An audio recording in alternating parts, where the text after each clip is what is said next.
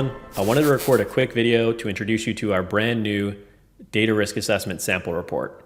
This brand new report is built to illustrate all of the power of doing a Varonis risk assessment. This assessment was done for a fictitious company called Umbrella Corporation, but a lot of the findings and risks and stats that we put into this report are taken from actual assessments we've done in the field. All right, we have this beautiful cover art that our design team created. They did a fantastic job laying out this report and making it feel like a premium asset, something that you would pay for. I'd put this toe-to-toe with any penetration testing report that you can get from really expensive vendors. All right, so past the cover page, we have our table of contents with a fantastic quote from Mike Smith, who's a CISO, who did a risk assessment and saw enormous value in it.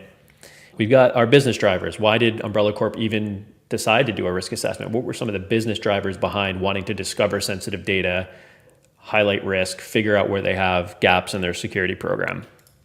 We've got our overview page, which describes the different platforms we looked at. For this assessment, we tried to kind of take our most popular platforms and give a nice mixture of cloud and on-prem. So we've got Microsoft Cloud, we've got Salesforce, we've got on-prem file shares, and then we've got Google. Next, we have our critical findings summary. It's really a best practice of ours to hit people with concrete, specific examples and not a bunch of data up front. So each of the 4 critical findings that we put in this sample report are very, very concrete, and we tried to kind of spread them across different types of risks. So we've got link sharing, we've got users with excessive privileges that are admin-like, even though they're not admins. We've got external users that are super admins and an abnormal data access alert. I won't go through all of the specific critical findings, but I just want to show you an example of one of them. So in big, bold letters, we sort of have what the takeaway is. We have an HR compensation report that was shared to the internet. Melissa Donovan did it. Here's what we found. Here's what we saw. Here's when she shared it. Here's a screenshot of it. And here's what we recommend you do about it. We also added the affected systems and the NIST control. Then we start to get into some of the summary data. We've got our data security posture page, which is one of my favorite pages because it shows the customer where they have the most sensitive data concentrated across all of their data stores and applications and where they have the most exposures. That's the red bar. We've got a page dedicated to data discovery and classification and the power of our engine and our policies. What we convey here are the top sensitive patterns and different sensitive data types that we found in this environment, as well as the differentiators of our engine, its accuracy, its scale, all of the built-in policies that we have across different categories like PII, credentials, secrets, federal patterns, and policies as well. We've got some Microsoft 365 specific risks here, including, of course, collaboration risk, and some data that's exposed publicly via anyone links. And then we have a break in the action. We kind of take a break from showing you risks that we found to talking about how we actually fix it automatically. And this is a page where we kind of show our automated least privilege features and being able to eliminate a lot of this risk very quickly and keep it low with our automated policies.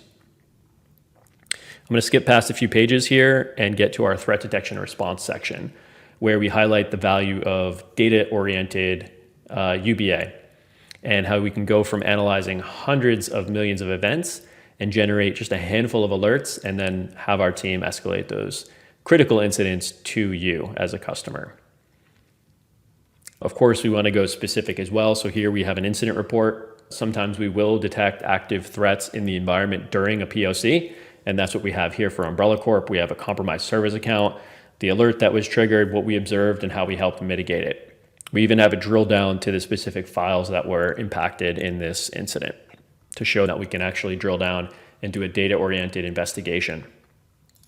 We've got third-party app risk, configuration risk. I love the third-party app risk page because it shows the apps that are plugged into 3 important systems that we're analyzing: Google, Salesforce, and 365, how many apps are installed and which specific apps are installed in each platform. Then we have a whole section dedicated to identity risk. This is your AD and Azure AD posture and monitoring, related identity mapping, and then a whole entire section on Salesforce. Salesforce is such a unique platform with unique risks that we had to dedicate an entire section to it.